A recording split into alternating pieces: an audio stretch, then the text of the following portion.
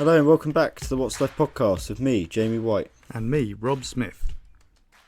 Today we have a special episode. We've got Joe from Channel Rescue with us at a time where we're more likely to see people making a perilous journey across the Channel to the UK. Joe's obviously one of the heroes that's assisting migrants and welcoming them with a sense of compassion and humanity. So we've got Joe here today from Channel Crossing just to tell us a bit more about what he does. And I don't know if you want to start us off, Joe, and just give us an insight into what Channel Crossing is. Channel Rescue, should I say? Sorry, Channel Crossing, Channel Rescue, isn't it? Yeah, Channel Rescue. Yeah, it's a bit of a weird one, right? Yeah. No, thanks, Hero. It's a bit strong. Yeah, it's a project that started out by a pretty small group of people, really. I think initially, what's happened. I mean, you're both Kent lads, right? Yeah. So you know what it's like down here. There's a lot of kind of rhetoric locally about people crossing. We're obviously at the kind of forefront of the refugee crisis, or so-called refugee crisis, and I'm from a part of Kent where we see dinghies full of refugees turn up on the shore quite often, and I think this group sort of was set up partially to counter the narrative that's been put out by a lot of far right groups and even some local people, and also just provide some real practical support and solidarity. I mean, I can tell you a bit more about specifically what we do, but fundamentally it's a human rights monitoring project, and we are keeping an eye on the channel in order that the border force does its job, to make sure that the border force does its job, and also to ensure that if there are any problems that occur at sea that no one's keeping an eye on,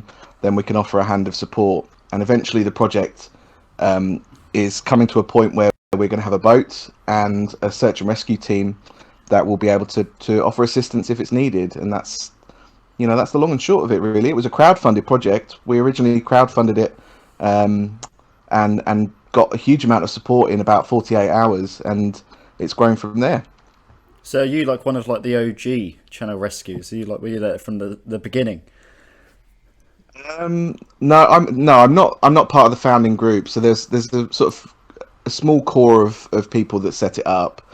I got interested in it through other work, through other organisations that I'm sort of associated with.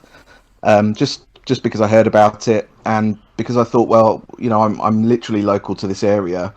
I can offer some real practical on the ground support. I've got a car, I've got the ability to access all those local spots, and it kind of went from there, really. And there's now a pretty decent sized group of us now, both locally and also from other parts of mainly the southeast, that will travel to this area in order to support things. So no, not an OG. I think I've been one of the people. There's probably a good group of us that have been, particularly through COVID and through the winter, out regularly doing shore spotting, which maybe we can talk about later. Yeah, no, absolutely. And I think, yeah, you're right when you say, obviously, far-right groups, this is the thing that's been gaining traction, isn't it? The whole point of pushing Brexit, things like that. Immigration is a massive problem. Freedom of movement's a massive problem. When realistically, it's not a problem at all, is it? I mean, I think me and Rob were looking at some statistics, and I think for 2020 there was just say over 7,000 people immigrated to this country, and 4,500 emigrated. So that 7,000 or over 7,000 looks like a very small number once you take the immigration off of it. But either way, that spread across a whole landmass is not. I mean, it's not detrimental, is it? It all feeds back into the same pot. And I think that the idea that people have to come here through those sorts of means, where you're sort of making it harder for people to get into the country, people are taking these extreme measures to get in here. That's what's. I mean, it's disgusting, isn't it? It's just people would rather people come across in sort of dinghies that aren't safe. There's no sort of no other means for them to get here, and it's just making it harder and harder and harder. And people are taking more perilous sort of trips to arrive at somewhere that, I mean, it's the same. I always say this all the time, but John down the road, he's got his villa in Spain. He's happy to go to his villa in Spain and contribute nothing to the Spanish economy. But when people come to Great Britain, John's not interested at all. And it all goes back into the same pot. And it's just, when you think about it, it's just people are sort of angry, I think, about the wrong things. Really, it's the wrong reasons, isn't it? You know, you hear this argument, a lot of people saying, "Oh, you got to look after your own first." Well, if they're not looking after their own, that's a problem of the government. It's not a problem of more people coming to the country, is it? So yeah, it's ridiculous. But do you experience a lot of sort of backlash from far right groups? Do you get anyone trying to intervene? How does that all work, sort of, when it comes to assisting them across the channel? Yeah, I mean, well, it's an interesting one. I don't think, in terms of actual physical problems, we've never really had any issues with the far right. We know they're active. We know who most of them are. I mean, I can list you off a few suspects if you want to know about. Name and shape. Well, you've got grifters like Steve Laws. Maybe if Steve's listening, Steve, you're a grifter, and we think you're probably a police grass as well, mate. Um, he's a sort of YouTube grifter who sort of drums up a bit of hatred on YouTube, and he's a real waste of space, tweezer-legged type character. So, you know, even if he was to turn up, I'm sure he'd fall off a cliff quite quickly, really. But you know, there are a lot of these people, and they are misguided, and they are, to be fair, fed a lot of bullshit from, you know, from higher up as well. You know, we've got a right wing media that feeds them this kind of rhetoric about the invaders, and you know, you look at the terminologies, the phrasing used for these people, and you know, you could almost forget they're human beings. You know, it's parasites, it's pests, it's invaders, it's a swarm of people, and you know, that couldn't be further from the truth. And I think the thing that really frustrates me is that we also forget the role that we play, the role that Britain plays and the British state plays in the displacement of people. You know, you look at Yemen, right? We get people coming from Yemen quite a lot. Yemen has been bombed. Their hospitals have been bombed. Their schools have been bombed. Their infrastructure has been bombed. Their water, in particular, has been bombed by a Saudi coalition who we fund. We literally fuel the Saudi bombers, the planes, so that they can carry out this horrendous, destructive invasion of Yemen. Really, that's displaced thousands and thousands of people, and there's a million cases of cholera as a result of this kind of destruction of infrastructure in Yemen. And that is purely so we can make profit. We can make profit. Weapons manufacturers like BAE Systems, you know, which, by the way, we have in Kent. You know, there's a BAE Systems in Kent, in North Kent. These people are responsible for it just to make a quick buck off of a few weapons.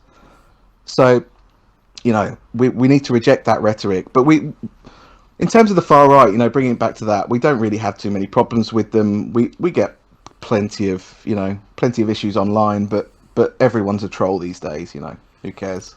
Yeah, you can't forget it. True, isn't it? Yeah. And this is it as well, isn't it? It's like, I think people in the British public don't understand that we hold a significant level of responsibility most of the time for the people that are coming to this country.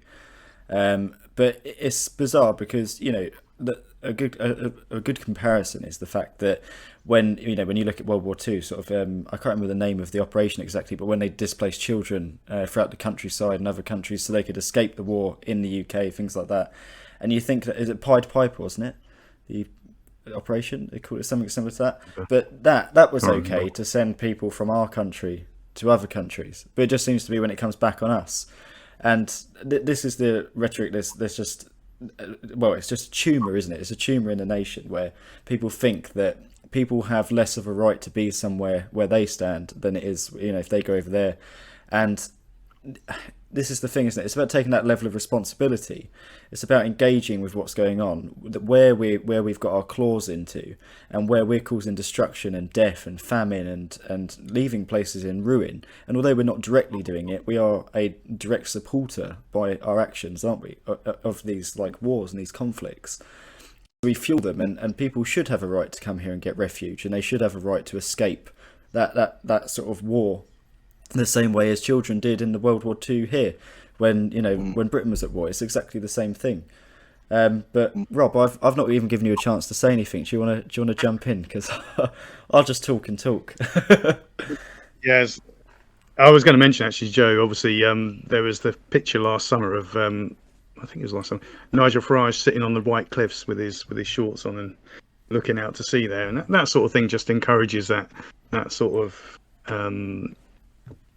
it's the negative media, isn't it, around refugees, and of course they think of them as being illegals, don't they? The term illegal is used a lot, and I wonder if you could sort of talk about who these well, firstly about the legal status and the legality of entering the country that way, and also who these people are, because I think again it's a popular misconception that what we're seeing here are floods of people who are just purely and simply economic migrants, but obviously people tend to assume the worst. Oh, they're coming here for benefits, things like that. It's nonsense.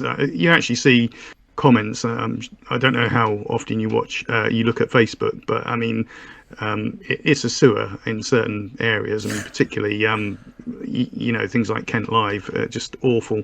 But people have this view that people are coming here specifically for our benefits, and they have these beliefs that somehow people in other countries know exactly what benefits they can get, and they're sharing this information around to their friends and family. Utter nonsense, and yet people can sort of convince themselves this is true. But I mean, the people presumably that you've seen, well, you tell me, but presumably that's not remotely close to the truth. Yeah, I do just sometimes wish people could just meet people. I think it would do it would be of a great benefit to a lot of these kind of keyboard warrior types who do post on those social media sites that we see.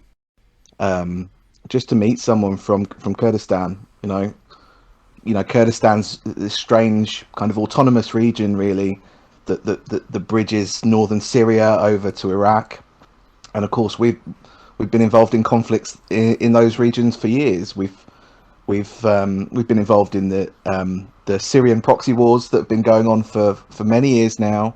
There's obviously the invasion of Iraq, which, I mean, This is notoriously, yeah. I mean, that was a politicizing event for me. I mean, I don't know. I think you fellas are kind of probably a similar age to me, right? But that for us was a real politicizing event. Definitely. And yeah, like, so when you speak to people, you hear about stories that of the villages they came from or the towns they came from and what happened to them and what happened to their families. It's incredibly harrowing. And I mean, there's this incredible irony. One of the common tropes you see in the right wing kind of commentary is, they're all ISIS, they're all terrorists. These people from Syria or Iraq. Most of them fled ISIS. Most of them are running away from these absolute psychopaths who who behead people and push people off buildings and blow up all sorts of local establishments and so on. And they hate those people just as much as we would hate those people. It's an absolute nonsense to suggest it. This is the thing as well, isn't it? With things like that, that's been seeded in the media for years. I mean, I remember being 13 years old, and I wrote a email to the Sun, the Rag's customer service, and I said, you need to check the wording that you use, because if you keep putting the word Muslim next to terrorist every single article you write, eventually the public are going to just blend those words together, and Muslim will automatically mean terrorist. And this is the point you're at, isn't it? Because you're getting people come from Arab nations and places like that where there is a predominant Muslim religion.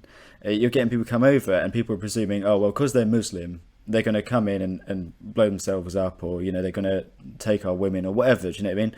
And it's just this really backwards approach, isn't it? Where it's like these people people who have this sort of ideology, they can't even be bothered to do their own research. Like it's the same way that, Ireland with like the IRA and people like that, when we had Protestants and Catholics and things, committing atrocious acts. But it's almost as if you're Christian or you're Catholic or you're any religion that's predominantly in the UK or anywhere like that, any English-speaking country, you're a religion of peace. But if you come over here from like an Arab nation, oh no, you're all about war. Have you seen that? You're all terrorists, but you wouldn't say that someone who's Irish is a terrorist just because they're Irish, would you? So it's this really Well, I Well, think they weird used some to say that. mindset. people might. Well, yeah, some people probably do. Yeah, 100%. But They it just did seems. used to say that. Yeah, some Oh, people did still they? do. Yeah. Well, there we go. But yeah, this is the thing, isn't it? It's like you shouldn't have to come to a country and flee war and then also have to justify that you're not like what you're fleeing. It's just disgusting. It's just a really bizarre, appalling mindset, and it's just so. It's just words fail me for people that think in that way. Well, the hilarious thing, right, is I think there's something like 1.6 billion Muslims on the planet. It's some ridiculous number like that. I think if Muslims wanted to take over the Western world and were all terrorists, we would all be dead in the West by now. I mean, Exactly. it's such a ridiculous trope, right? But yeah, I don't think it's one that's going away when we've got this unnatural balance of a government. People like Priti Patel, who an immigrant herself or a descendant of immigrants herself, has really some of the nastiest rhetoric that we've heard in recent years, and backs it up with the policies. I mean, going back to the point you were asking about, what is the status of people coming to this country to claim asylum? It's very difficult. We don't give, because we're an island nation, we've got this unique kind of superpower, which we can say, well, look, you can legally, you can come here and claim asylum like you're meant to do by international law. You're meant to allow for that by internationally agreed laws. But because we're an island, you have to get here first, right? You have to get here in order to claim asylum. Now, how do you do that? Well, let's think pragmatically about it. You could use a boat. You have to get a boat ticket. And in order to do that, you would have to present a passport. And there are immigration checks, and you wouldn't be allowed to do that. If you want to get on a plane, same difference, right? So the only way to get across and to get to an asylum centre where you can even claim asylum for a lot of these people is to come across on the boats, because we have no processing centre, for example, in Calais. And that's one of the arguments that we're trying to, it's not just Channel Rescue, but lots of other activists, lots of other groups that work with migrant solidarity like this are pushing for the ability to process asylum claims in France. There's no reason why we can't do it. You build a shitty shed in France, employ some bureaucrats, and process the paperwork, and I guarantee you people will stop making the dangerous crossings. Yeah. It seems like common sense, doesn't it? It's obviously just a bridge too far for this Tory government, unfortunately, isn't it? They'd much rather come up with wacky, ridiculous ideas like, let's put them on an island in the middle of the Atlantic or whatever that ridiculous. Do you remember that one, Joe? It was in the news a couple of months ago, wasn't it? Oh, The wave wave machine. machines. Yeah, I've heard about that. No, just crazy ideas. But yeah, the most obvious common sense solution, let's build an asylum processing centre in France, doesn't seem to be one that they can. I'm sure they can get their heads around it. They just, obviously, it's just not something they're remotely inclined to do. I wonder if you could talk about, because there's an asylum bill. Do you know much about the asylum bill that's been proposed by the Tories? Because I believe they're drafting it, or they have drafted it in a way that is specifically targeting people who are coming by boat. I understand that one of the key parts of it will be to put some weight on the methods that the refugees have entered the UK. So if they've come by so-called illegal means, i.e., entering by a boat, that will count negatively when it comes to assessing their claim. Are you aware of the bill that they're proposing? That's about my understanding of it as well. I probably can't go any further than that on it. But this is sort of a pattern, particularly from Patel in the Home Office. And I don't know if it's doing as much as possible to make this hostile environment thing really, really stick. You know, as many different ways to make that really difficult for people, make it really feel hostile. You know, the typical example we have down here is the Napier Barracks at the moment. Those conditions are only there to make a point. You know, it's actually quite a small population of the refugees housed in the UK at Napier. And they've kind of been singled out just to make an example of. They're put in these crappy conditions in order to kick off about this issue. And Patel recently has, or the Home Office is now allegedly sort of communicating with those people in the Napier Barracks and saying that if they speak to the press about the recent court case that's been won by the Supreme Court, to say that it's deemed as an unlawful and unfair and unsafe place to house people.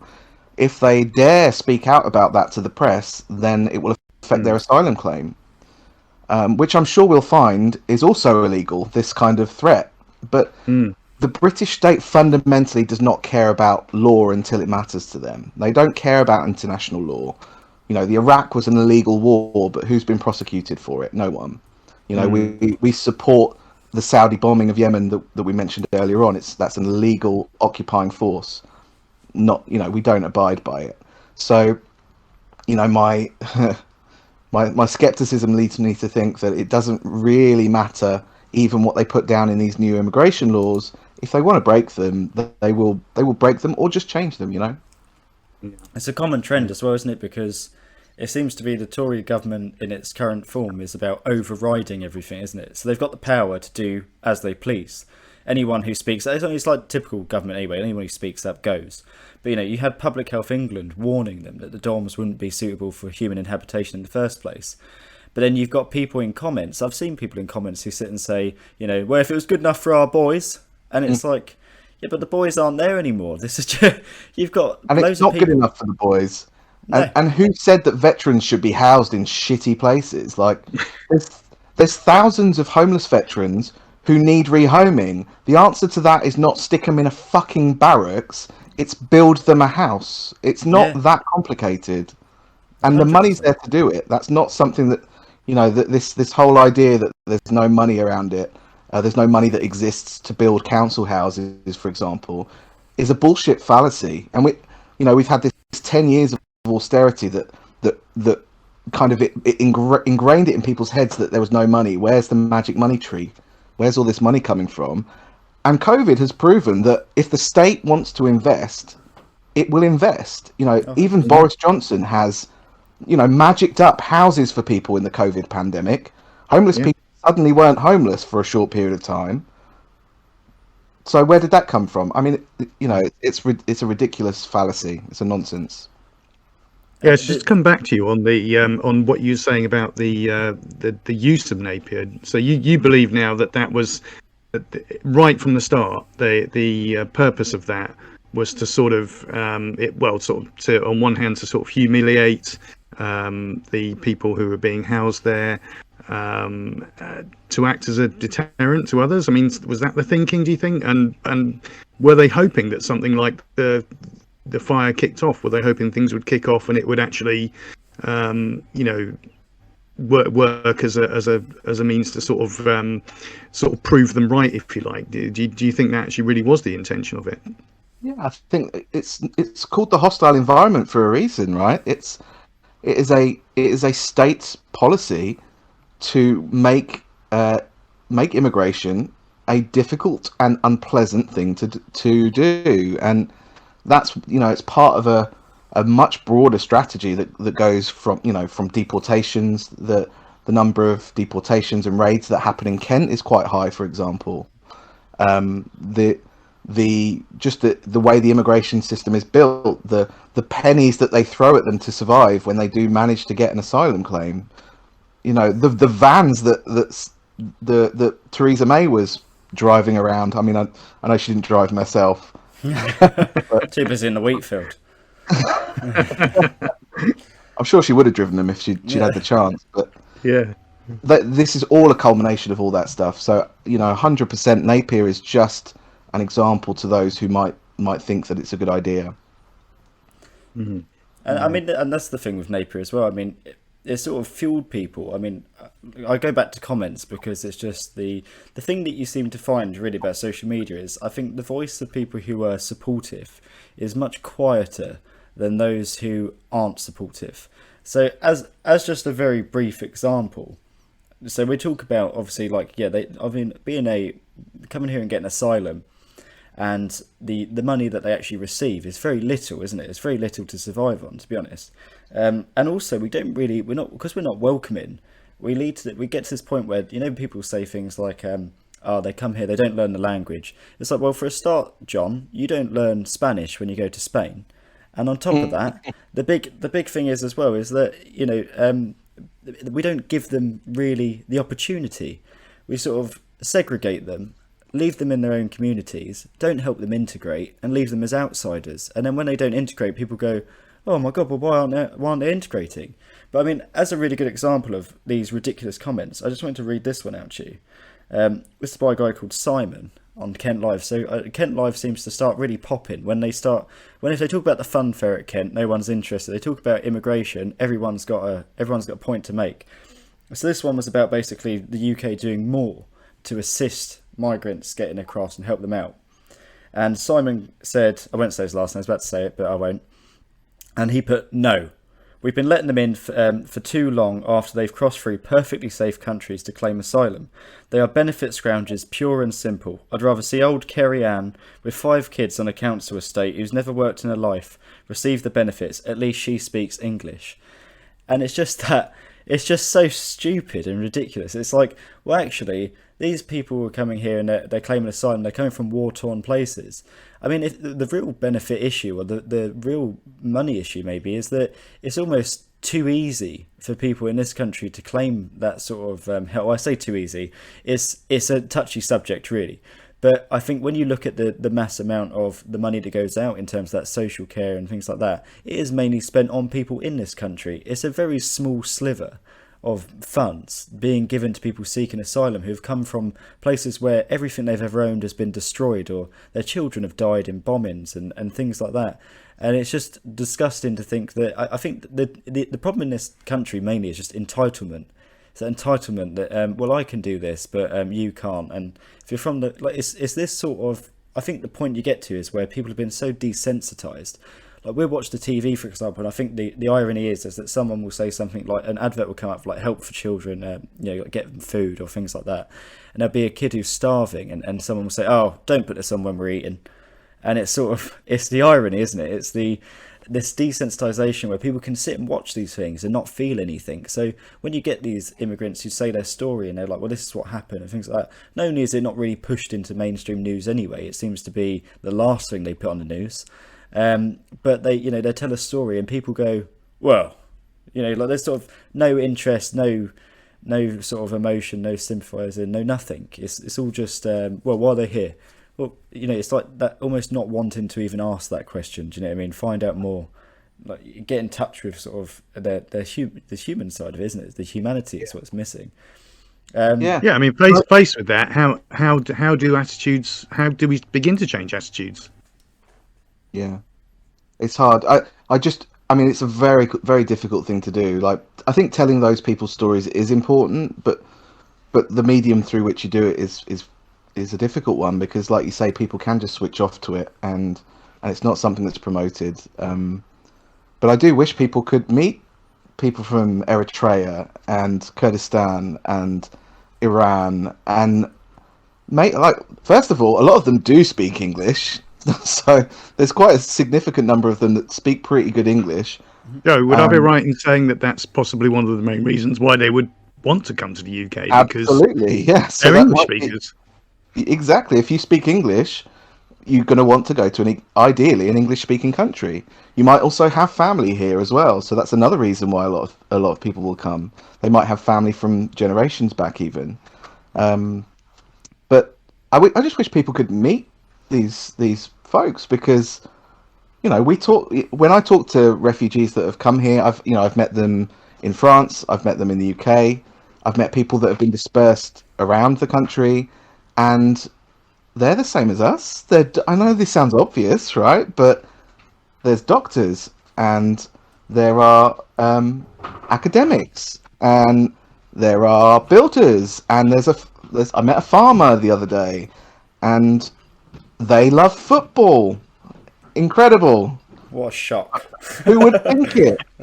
And they listen to music, and they listen to sometimes the same music as us, and sometimes different music. And those common shared experiences that humans have, I think, are probably the key to building it up. And you always find in communities where those shared experiences can happen, there is better unity. In more diverse parts of the country, for example, you will get during Eid, you'll get big Eid celebrations, and you've got white Brits celebrating Eid with brown Muslims, right? And they all enjoy food together. Food is a huge, I say this as a fat guy, right? But it's a huge connecting thing. It doesn't matter the language. If you eat and you enjoy food and you share food, it's a huge deal. And I think those are the kinds of small cultural things that I think can lead to better cohesion.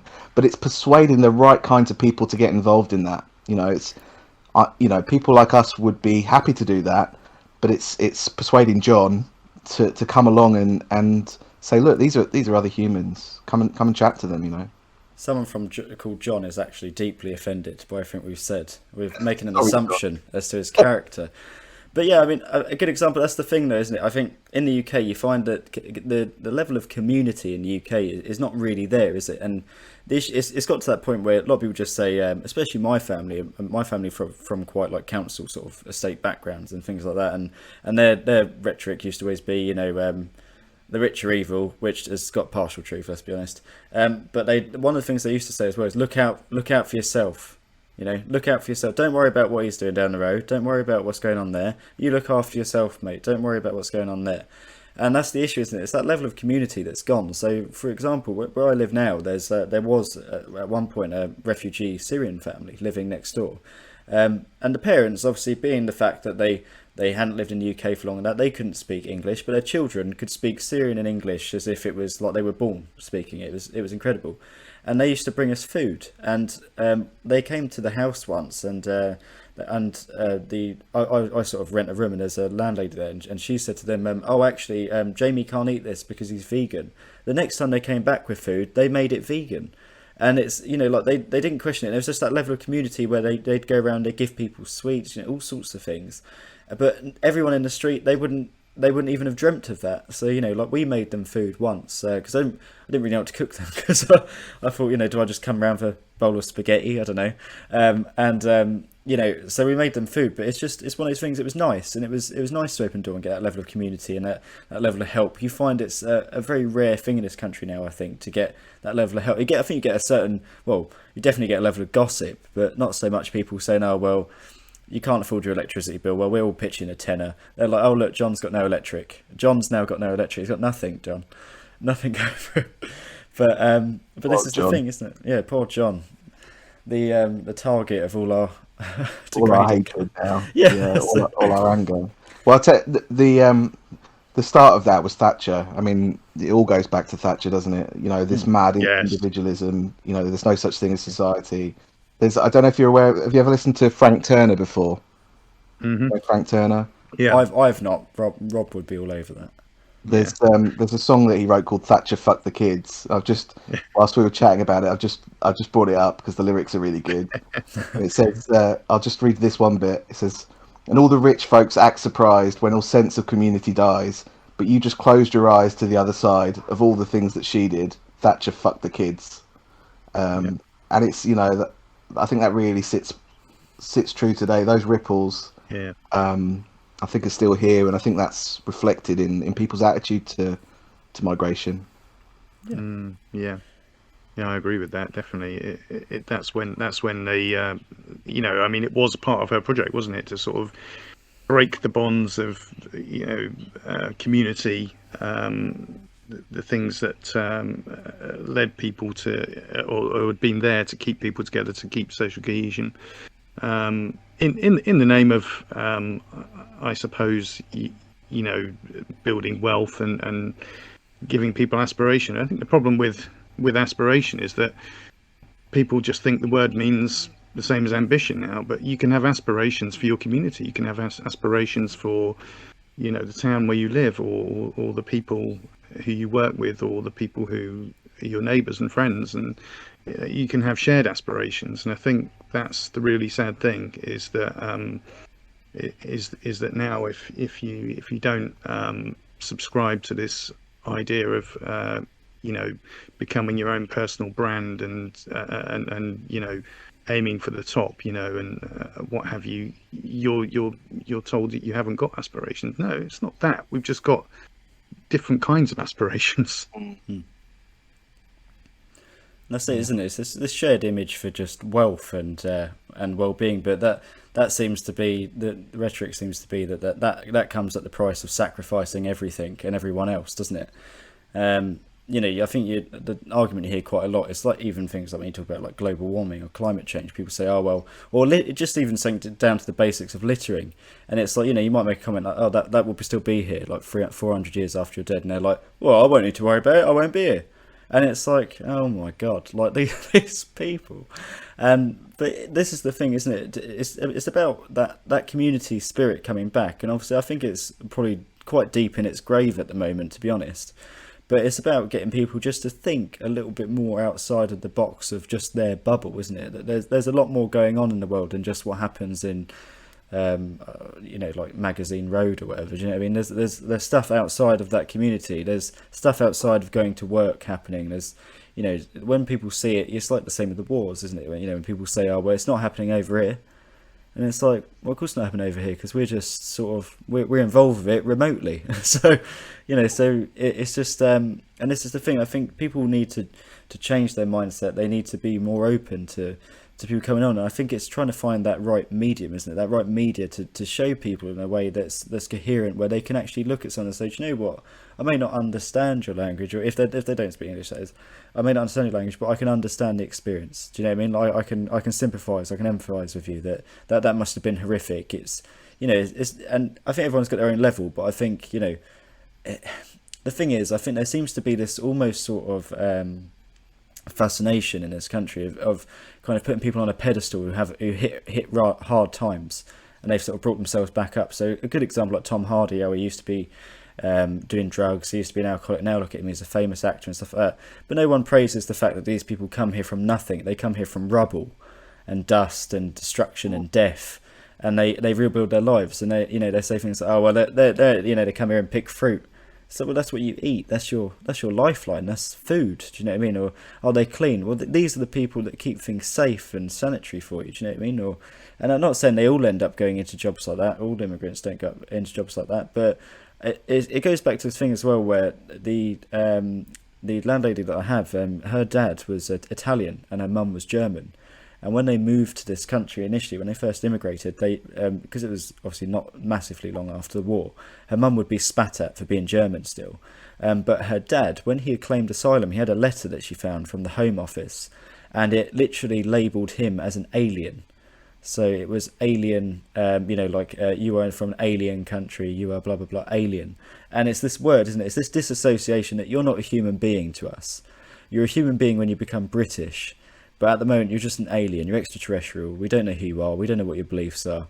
And if you're going to come over to good old Great Britain, you've got to learn this, you've got to learn that. You've got to have kebab every Sunday or whatever. And this is the thing, isn't it? It's this weird idea that these people are different from us, even though we're all human beings. It's these labels that separate us, isn't it? It's this. And, like, language isn't just the be-all and end-all, is it, of integration? I mean, like you say, sharing experiences like eating food and enjoying that together, it's all community sort of driven. It's all, having respect and, enjoying the company of another human being.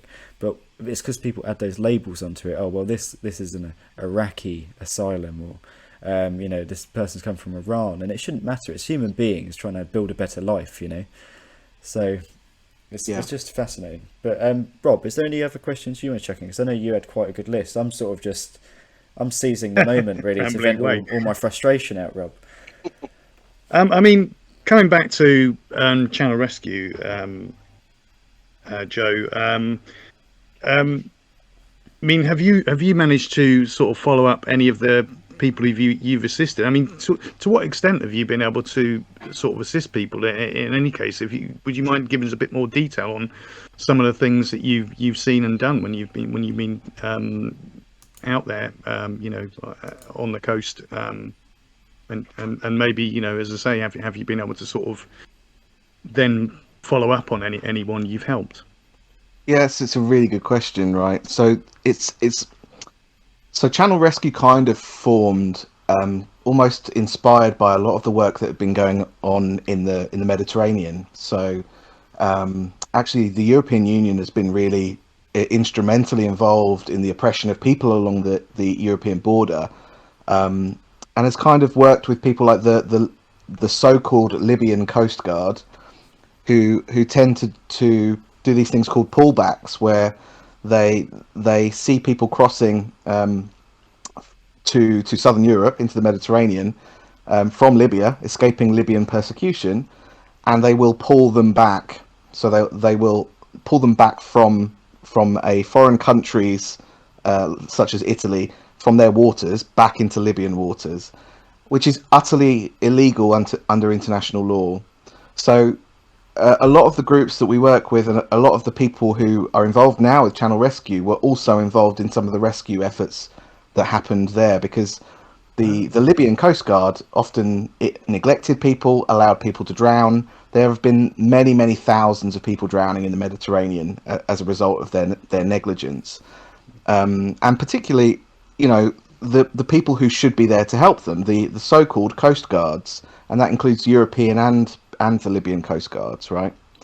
So there are these potentially illegal kinds of activities that we have been concerned could happen and could end up happening as crossings happen in the channel. Now, what we've realised over probably the last 9 months or so, having spent a lot of time observing crossings, is that generally people get picked up here by the border force and then immediately taken back to port with no attempt. We haven't seen any, at least, any attempt to do any of these illegal pushbacks. So actually, in our encounters with them are that we see them 5 miles out. We note what they do. We record anything that's going on, any capsizing that might have happened, any interactions with border force, and particularly if there's anything a bit dodgy that border force might be doing, we document that as a kind of human rights monitoring approach, because most of these boats never make it to shore. Most of them get picked up by border force. Oh, really?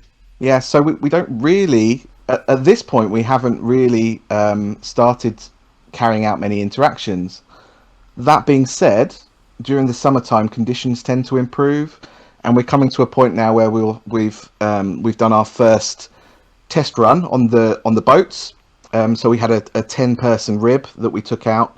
I'm learning all about boats. It's been an interesting experience. I went out in one in relatively calm conditions, and it's incredible how scary it can be out there. I can't imagine.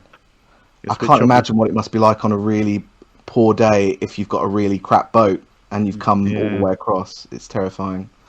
But yeah, at that point, we hope that if for example the border force becomes saturated or literally misses people, then we would be around in order to assist them.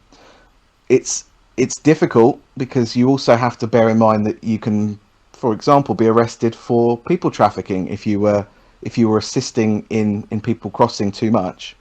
It's more of a yeah. case of fulfilling the responsibilities that you have under maritime law to assist anyone who's drowning at sea or in danger at sea. That is your legal responsibility if you're the closest vessel. So and then even then, it would be a case of getting people safely to shore, providing them with any food and water, first aid if they need it. And at that point, you really can't intervene. It's up to people what they do at that point. So yeah, it's in that case, it's been very different from the Mediterranean projects. They've had a lot more direct search and rescues, direct attempts to save people. First of all, because there are more people crossing there. Second of all, because the Libyan Coast Guard and all the coast guards around those areas are so negligent. And third of all, because they've been doing it for longer and have lots of resources, boats. They even have planes that do spotting. So we're very early on. This project only started last, I think, August or so properly, with the first spotting teams going out in November. So it's still developing, really. It's still developing. So I didn't realise, because I didn't hear about you. Yeah, it was probably late last year. I think I first came across your group, and but I didn't realise. I thought you'd been active because last summer there were a lot of boats. I think it was the first real big summer we'd had, wasn't it, in terms of boats coming across the channel. I think there had been some previous summers, but last year was kind of the one where it hit the headlines. But in actual fact, you weren't really, you just kind of started up at the tail end of that, doing your sort of observing work. So this year will be the first time you've really, you're going to have seen a lot of boats coming across.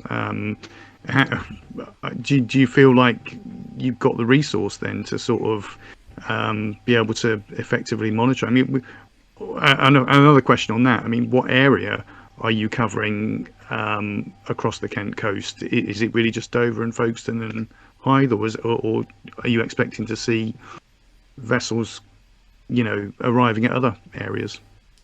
Yeah, that's a really good question. So in terms of resources, we're always trying to build those resources. At the moment, we have a boat.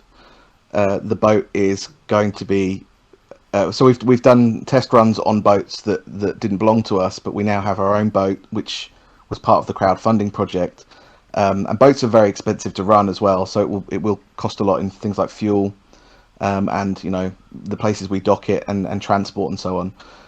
But this project, it started after that busy season, like you said, last year. Interestingly, this year there's been quite a significant decrease in the number of boats crossing, despite what the right wing trolls will tell you. There's thousands of them coming. There's actually there's been about a 30% decrease in the number of dinghy crossings. But nevertheless, we do anticipate there'll be more during the summer. So the winter has been kind of a test period for us. We've trained spotting teams, so spotting teams that will spend time on the cliffs and on the seafront, and will record information about the positioning, the direction, the nature of interactions of all vessels. We're basically boat spotting nerds at this point. And then, so that's what we would call the ground ops team, and then we have the boat ops team, which are now trained, and we're training further people to be able to first of all run the boat. We've got the experienced team that's helping to train us because they've already done all this work in the Med.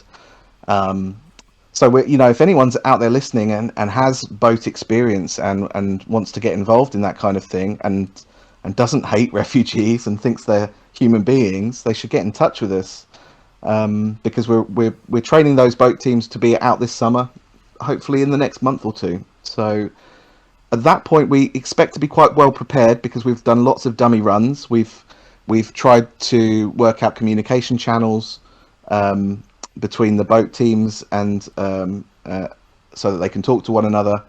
And we have our protocols down pretty well. So you can always do with more resources. It would be great to have a bigger boat, like they said in Jaws, but we'll see how it goes. We'll see where things develop, really, I guess, and where the need is. Yeah, definitely. In terms of, I wanted to ask you about the traffickers. I mean, have you had any interactions with the people who are bringing?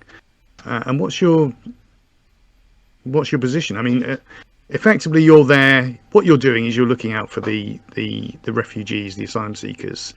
As you say, it's a humanitarian mission. I mean, what's your view of the people who are bringing them over? And I mean, presumably, I mean, I don't know. You might have figures on this, but I don't think there's been too many casualties so far. But there have been plenty in the Med, weren't there? Well, you tell me. I mean, and what kind of vessels are these? I mean, how safe are they? On that side of it, is that really something that's more a concern for the border force, and you're just looking out for the refugees? What's the situation there? Yeah. Well, so the traffickers one is an interesting thing. We don't really know much about them, and that's partially because they work so secretively, and as you'd expect from people who are trying to essentially make money from smuggling people across the channel. The conditions they set out in are very poor. So it's not a case that you've got a smuggler that gets onto a boat and then takes a bunch of refugees over on the boat and then drops them off and then buggers off. It's literally a case that they will provide the boat, they will charge a fee, they will send the people on the boat. Usually they will put someone in charge of the motor who's never driven a boat, maybe don't even know how to swim in some cases, and set them sail, let them go for it. So the danger to that is enormous, because these are the cheapest possible boats.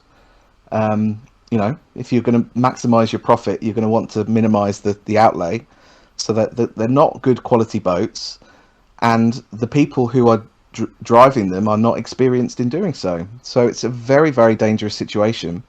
And actually, it's a very dangerous legal situation, because there have been attempts by the British state to convict people who drive those boats as being the smugglers, being the people traffickers, when in reality they're pointed at the engine, told how to steer it, and then said off you go.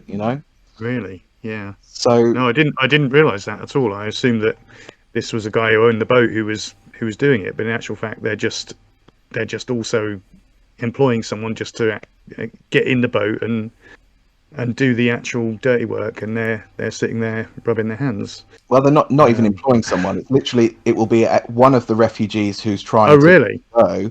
They will tell them, you're driving the boat.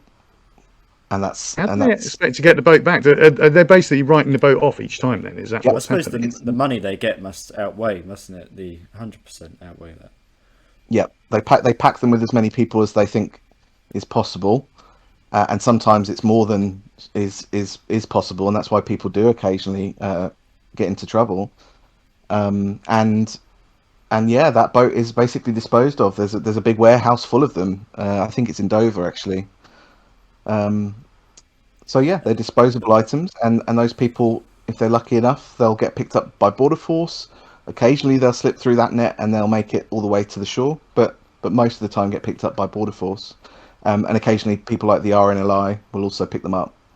And most of the time, a lot of them would hope for that, because that's probably their safest option, even though they're probably going to be persecuted and potentially stuck into some shithole like Napier Barracks. It's still better than going back to Syria or Afghanistan. So, and picking up on your point, Rob, about mortalities, you're right. There have not been a huge number of fatal drownings or any problems like that, but there have been, and there have been. There are a smattering every month or so, and one death in the channel is more than is necessary. It's just not too many. I think as well, just touching on that, I think I done a little bit of research into this, and the only statistic I can seem to see is that over the last 20 years there's been a few, about 500 deaths. But to me, if these people are undocumented and they're making this journey, we don't always catch them before we can effectively say that yes, someone has passed away. I mean, we don't know how many people on that trip. That boat could have been filled with 40 people and then arrived with 20. You don't know these things, and this is the thing, isn't it? That number could be outrageously bigger, well, vastly bigger than what we're estimating. And and I think the thing with that is that it is true what you say. One's too many, but I can imagine there's probably hundreds of people every year that make that journey, and they probably unfortunately lose their lives trying to escape this persecution just to come back into persecution, don't they? So it's disgusting. Yeah, it's heartbreaking, and I think, I don't know if you remember, there was this front, very, very awful picture that was circulated around all of the press. I think it was about 5, 6 years ago now, of a young boy. I think it was Alan Kurdi. I think was his name. Yes. 3-year-old, I think. Horrible Tiny, picture. tiny kid. Mm. Face down on the beach. Cold, dead, limp body. Mm. And I remember at that time it felt like that could be a turning point. I remember thinking, God, people might sympathize for this. They might sympathize for this cause now. Maybe this is the turning point, and the rhetoric will change. And that just didn't happen. Mm. Just didn't Yeah. happen, did it? You've got to make you wonder what will it take, really. Yeah, I mean, Yeah. if that wasn't enough, what will be, isn't it? It's exactly that point. Rob, did you have any other questions for Joe? Well, I think if we're going to try and wrap things up, I'd just say, really, Joe, I want the last can you earth-shattering just question. I haven't got an earth-shattering question. I was really just going to talk a little bit. Ask you a little bit about what can people do to help. What are the ways that they can volunteer if they wish to volunteer? Can they donate? What can they donate? How can they donate? If you'd like to maybe just give us a few pointers there, if anybody is interested in getting involved, what can they do? Yeah, thanks, Rob. Nice plug, actually, isn't it? That. Sponsorship. Yeah, no, yeah, absolutely. So we have a donate button. You can go to our website, so you can go to Channel Rescue. I think it's .com. I've forgotten now. If you Google Channel Rescue, it will come up. And we have a donate button. You can find a lot of this stuff through our social media channels as well. So all the usual places. Donating money is very useful. It helps us to fuel the boats. It helps us to put people up in accommodation if we need to. If we've got volunteers staying, you can volunteer. We have a volunteer form, and volunteers do everything from, they could be doing admin work. You don't even need to live in Kent necessarily.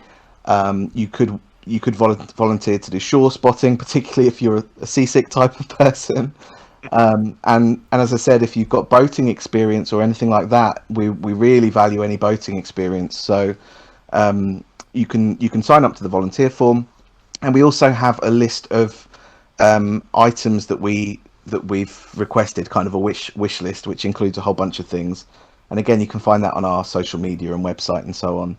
So yeah, really, do get in touch if there's anything that you can do to help support us. And we really appreciate all the help we've had so far. It's been, despite the fact that the rhetoric is often quite negative around these things, we've had a huge amount of support in a very short space of time from a lot of people. So clearly there's a silent group of people out there that do really care. And that's the important thing, right? And I think the positive impact you've made has really outweighed that negative. As I said, it seems to be that it's just there is people out there who seem to have an issue with it that are the louder voices, unfortunately. When there is a lot of people in this country that 100% are supporting, the UK's efforts in helping migrants get here. It's just that alienation of them that is causing these issues, isn't it? There's rifts.